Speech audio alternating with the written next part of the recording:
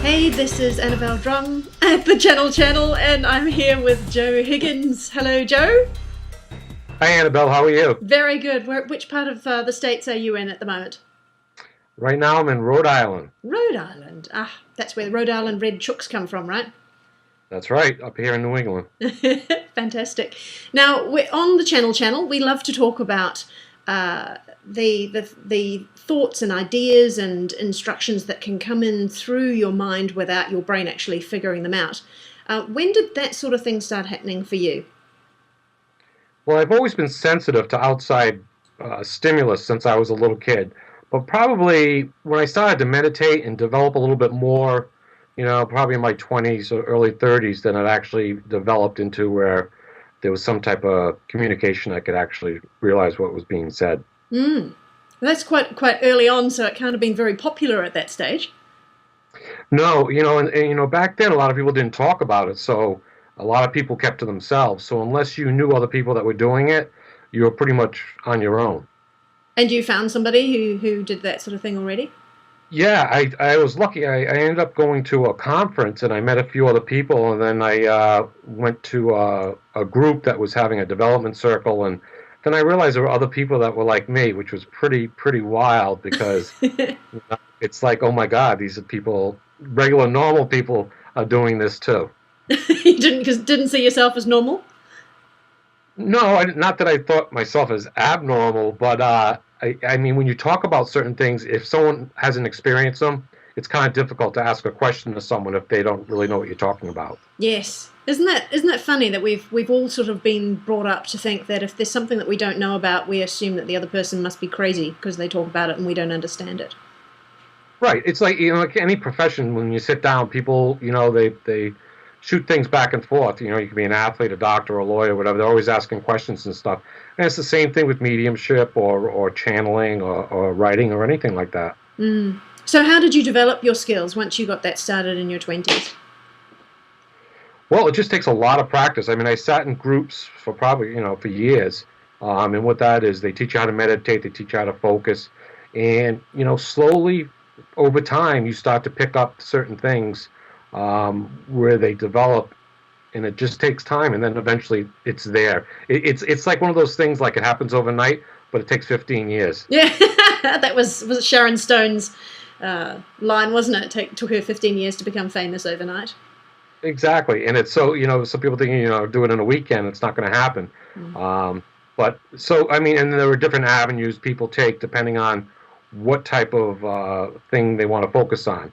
So, I mean, I was a natural medium, and I developed that, and that turned into channeling.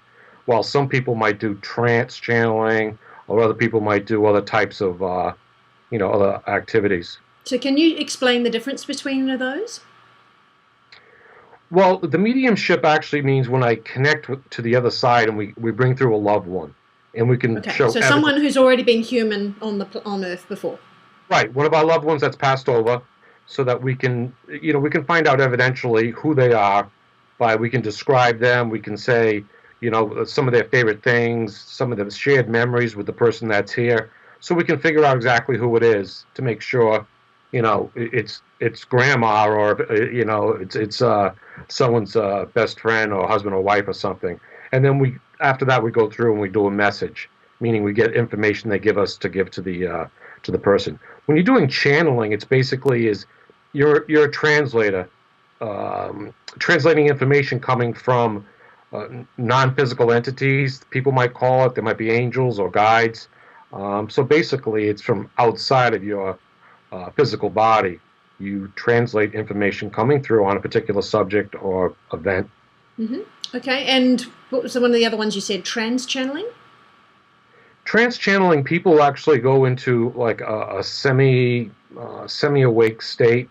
Some people are supposedly they go into a state, and it's a semi-conscious state, let's say that, and then entities step into them, and they can channel that way.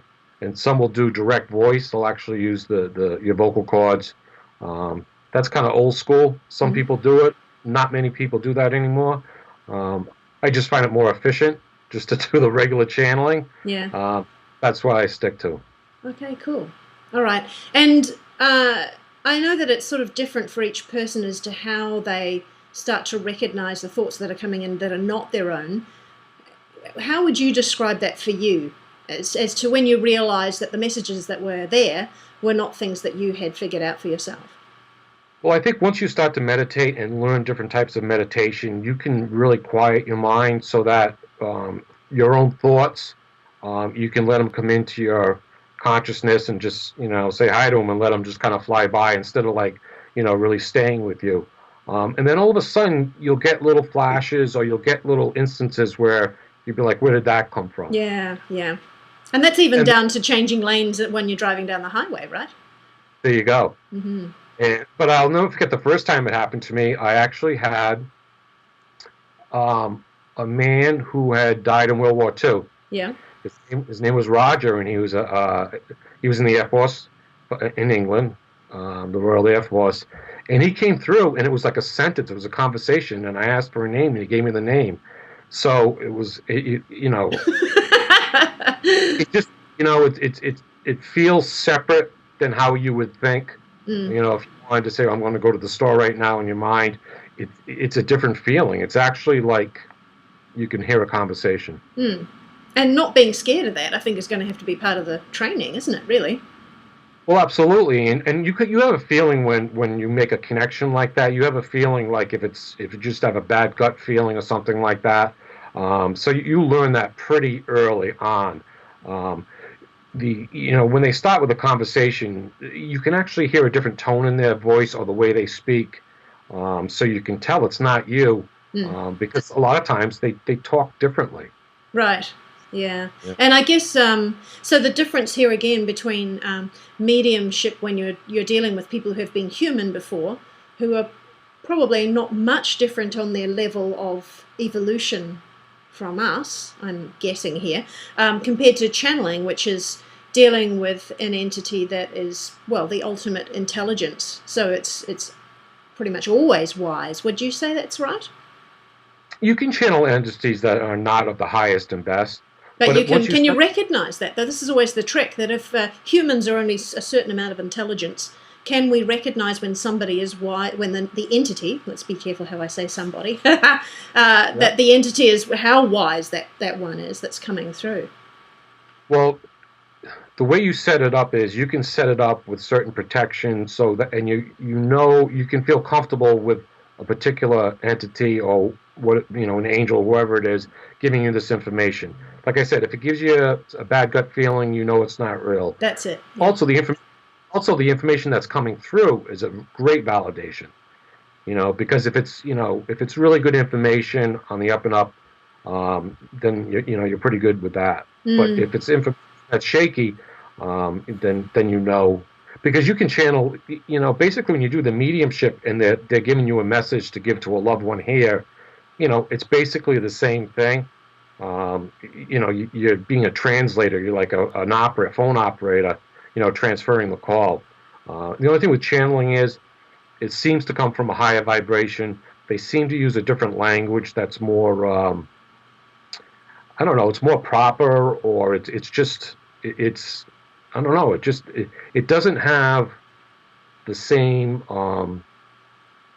tonal qualities that we would have from different areas in the world. Okay, so you can tell that it doesn't. When the really good information comes through, there's no accent to it. There's no tone up and down. It's very monotone. It's very straightforward. Sometimes it's repetitive. They'll say the same thing 3 different ways, just to make sure the information comes through. But it's nice. It's kind of like looking at one particular problem from 3 different angles, and they'll explain it 2 or 3 different ways. So some people might think, oh, it's repetitive, but that's one of the key things with channeling. A lot of it is repetitive. And if it's not, I really haven't seen too much channeling where you don't actually see some things repeated. I wonder if it's kind of if that's if words are the only medium that we have for that communication at that stage, if that's our version of getting a multi-dimensional perspective on that idea. So sometimes I use the example of a chair, that if you look at a drawing of a chair, straight on, then it's in a line drawing. Okay, you go, all right, I can understand there's 2 bits there and there's 1 bit there. And it's not till you turn it side on that you go, oh, actually there's depth to it and there are 4 legs. You know what I mean? It's just by getting different perspectives on the chair is the way that you get to understand what that chair is. So if they're using repetition, maybe they're trying to give slightly different perspectives on that idea. Right, exactly. Because what they're trying to do is they want to reach out to as many people as possible. So they'll give 2 or 3 different examples of the same statement because it might really connect. Yeah. It'll click with different people. Yeah. So some people will say, oh, that makes sense. I know that example. While someone else will say, no, I don't understand that. So they'll kind of go over it in a couple different ways. Great. So you do mediumship, you do channeling. How else do you use this information nowadays? Well, I'm writing. I write books, and I've used a lot of times. I use it with my writing and one-on-one with different people and teaching, doing some workshops and things like that. So I can use both of those features in the when doing that. Okay, and tell us a bit more about your books. Well, I started writing some books about 5 or 6 years ago because like everyone that likes to write, they always put it off. So I decided, it's time to start writing. So I decided to write something that I thought would connect with a lot of people. So I decided to start investigating and writing about signs that people receive from our deceased loved ones. Like feathers, butterflies, things like that. Things that the majority of people can actually connect to, and it's not too woo-woo because it happens to millions of people all over the world, and it's something that people can actually accept. So I decided to write my first book, Hello, Anyone Home? and it gives the details of how the whole process works of after someone passing over, how they decide if they're going to send a sign, when, where, and to who gets it, and all the mechanical things about it, which is really cool. Right. And then I have a bunch of stories I have from a lot of people of their personal experiences getting signs from their loved ones. So I thought that was, I thought that would do really well, and it did, and a lot of people liked it a lot. Then a publisher had seen that book online and decided that they wanted me to write a book on the scientific evidence of an afterlife. But the thing is, they didn't want me to put my opinion in, which is very difficult because... When you're the author, yeah. How can you not put an opinion? Well, they wanted a series of evidence being from studies, medical studies, scientific studies. So I did a whole thing on, basically from soup to nuts. We went through all different religions. We went through people that work in nursing homes, people that work in hospitals, different studies that have been done on near-death experiences. I talked about quantum physics and string theory, so we got a little bit technical with that. We talked about mediumship. So we wanted to kind of make it cold and straight and just kind of like the facts. So the whole book was so people can actually see what some of the new stuff's going on in the search for evidence of the afterlife. What did you get out of that book? I got a headache. I got a migraine headache about 3 weeks. God, doing the string theory and quantum mechanics, I was just like, I broke out in a migraine. It was horrible. And then when the book was done, it was like 3 days later, it was gone.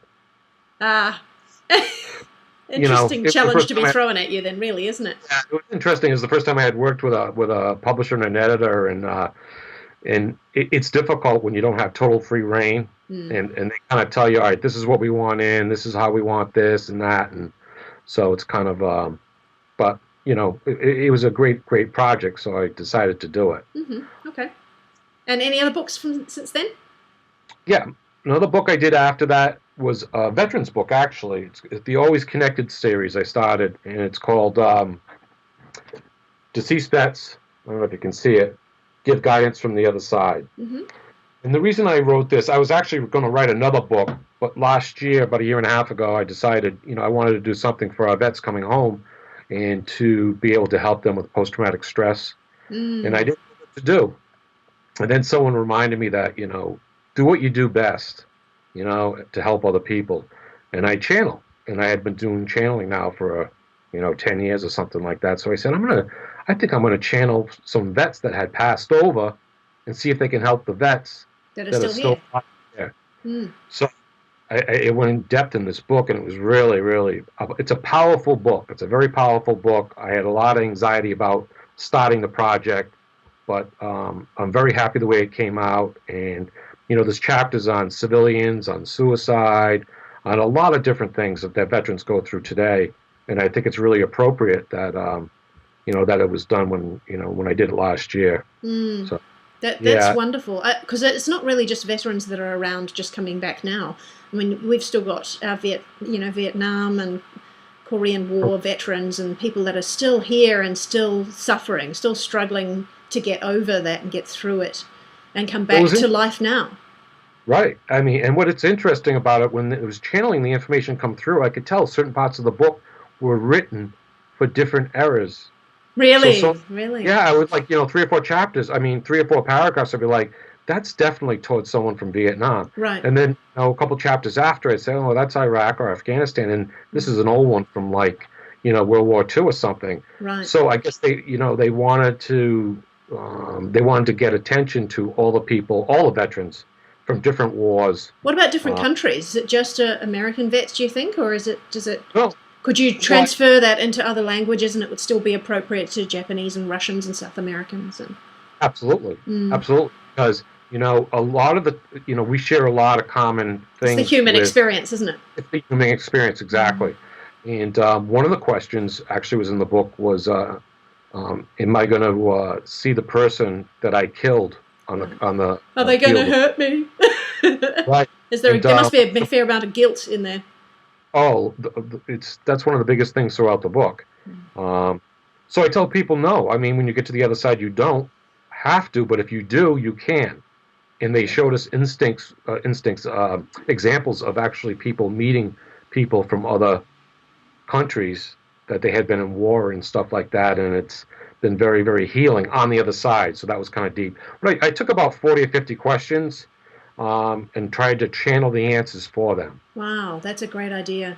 Just saying that I talked to one particular spokesperson that channeled the information for me. Oh, okay. And then I had some individual vets come through and share some of their stories. Mm-hmm. So like in the book on signs, I had people, real people here, submitted their stories for the book. So what I did on the veterans book was I had veterans submit their stories, but from the other side. Right. Fantastic. Yeah, so it was because vets listen to vets, and there's always a bond there, and I thought that listening to other vets would be interesting. So you can actually channel, from individuals that have lived here on the other side, as well as higher entities to get some more information. Yeah, I've worked with channelers. I haven't developed my own channeling yet, but I remember one particular story that was around. Actually, there's several stories where sometimes if somebody dies very quickly, there's no residue left. It's like, oh well, that was that life done, and we move on. And it's the person that's left behind that's still alive that carries the baggage of that for decades afterwards. So I think that book is going to be extremely valuable to those kind of people. Oh, I think so. I mean, it's just one of the great quotes that comes out of it is that don't judge yourself, because you can't judge yourself because it comes from a higher pay grade. Yes. So you're not qualified to judge yourself because you don't have all the facts. That's and right. I think that goes for a lot of things, and it can go to a lot of people in life can use that, not just in veterans. Other people that have suffered trauma can realize that there's a physiological problem that happened, but also there's actually an assault on one's moral values, your soul, and I think that really starts the corruption of. I use the analogy of like a computer that crashes, and you have to reboot it. And so I think just making people aware, or the veterans aware of some of the things out there, it will help them out. Fantastic. So that was my third book, and that was a heavy one. So I followed that up with the another science book. Hey, I got your message. Right. I got your message. So I added a few more questions in that book to get some more background Mm-hmm. on some other subjects about signs. We included some group signs, some more common signs with feathers and coins and sequential numbers, Mm-hmm. other signs, and the history of them, which I thought was fascinating. Mm. How they had used them over the last thousands of years, especially coins and feathers and stuff like that. Yeah. It used to get people's attention. And then I And it's added not about. just attention, is it? It's really, it's to let us know that we are not alone in sorting this out. Sometimes we do feel completely alone, like there's nobody to turn to about a particular problem. And yet, if you knew how many non-physical people or entities are around that can help out and give you the answers, if you would only open your ears and listen, it must be very helpful. Well, that's what the great thing is, especially in this day and age with the internet and people connecting from all over the world. I think a lot more people are open to it, obviously, and are talking about it. When I did the research, it was like, conservatively, like 20 or 30 million people in America have had some type of sign that they have received from a loved one, and some of those estimates go up to 80 million. So it's not. It's a common factor, and I also wanted people to realize that they're not alone when they do have these events. Yes. They're not going crazy. Other people are having them, and that's why I picked some of the common ones, because when a lot of people say, "Oh, when my grandfather's around, I find a coin or I find a penny or a feather or something," and a lot of people have heard those stories. So I added about 45 or 50 stories in there, which are pretty cool. Fantastic. So, That's I great. love. Yeah. Yeah, well, we'll put all the links to that down below this video as well. Where do you see that the channeling is going to go, not just for you, but for all of us on the planet that are still alive? Where do you think that is going to develop to? I think it has the possibility, first of all, to enrich each individual if they learn the ability to get some of this information. If not, they can access it through people that do. I think to learn it yourself, though, has got to be. I mean, imagine if we could teach kids to do it. I interviewed Tom Evans the other day, who was talking about, if we could teach this in schools, because kids are so much more open to these sorts of things anyway, that if it became a normal way of living, that we could access the wisdom that we need, my goodness, how different we would live our lives. Well, a lot of times, a lot of things we read about is that a lot of the answers are already within us. Yeah. Our higher self we just don't have that connection. I think meditation should be taught in every school, and I think it not only does it have physical, healing abilities, lowers blood pressure, reduces stress, and all those other things, but it opens up that channel where you can ask for help and get some type of insight. I mean, people have been doing it for thousands of years. It's called creativity. Yeah. It's you think musicians use it, writers, great painters, great inventors. Where do you think they get that stuff from? That's it really, they're pulling it. All of a sudden, it's just coming out of the air. That's what they call it, coming out of the air. Yeah. They're making a connection and getting that information. So I think a lot more will be written about. I think people have access to more information. How they use it is up to them. So people accept it, they don't accept it, but I think that the sky's the limit. Yes, yeah, I agree. Is there anything else you want to finish up on? Well, I think it was a great thing what you mentioned about the kids. I think getting kids involved with a lot of this stuff is important, because when you're young, you're a natural conductive human entity, so you're open to a lot of things. And you're learning things all the time. It's much easier to learn a language when you're 10 years old than it is when you're 50 years old. Yeah. So I mean, they pick things up really quickly. So I think helping them learn meditation and some of these other things that aren't too woo-woo, as some people say. You don't want to what scare. What is woo-woo? It's the unknown, though, right? That's correct. That's the whole point of this channel, on YouTube, is to sort of show people that it's not actually woo-woo at all. We're all doing it. We just don't admit it a lot of the time. We can be open to it. It's just a skill to learn.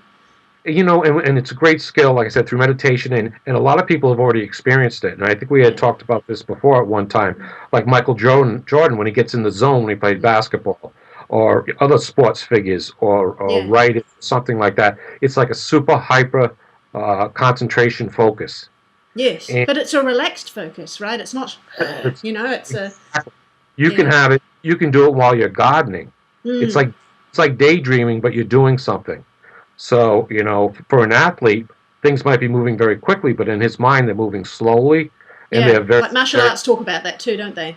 very focused. Mm. So they've been using that for years. Mm. So I think having people have more practice in doing that will open them up to help them when they need answers, to sit quietly by themselves and just ask for some help or a particular answer, and then just wait for it to come. Yeah. So I think active meditation is really important. Fantastic. And what is your main website where people can keep track of all your new books and all And the all other stuff, neat things that you have on available? they can go to joehiggins.com. Easy. Very good. Easy. Great. joehiggins.com. All my books are available on Amazon. Yep. And you could just type in Joe Higgins Yeah. or Joe Higgins, and all the books will come up. Wonderful. And they're on Kindle and hardcover and stuff, so they have a big choice there. Great stuff. Thank you so much for your time today, Joe. Thanks, Annabelle.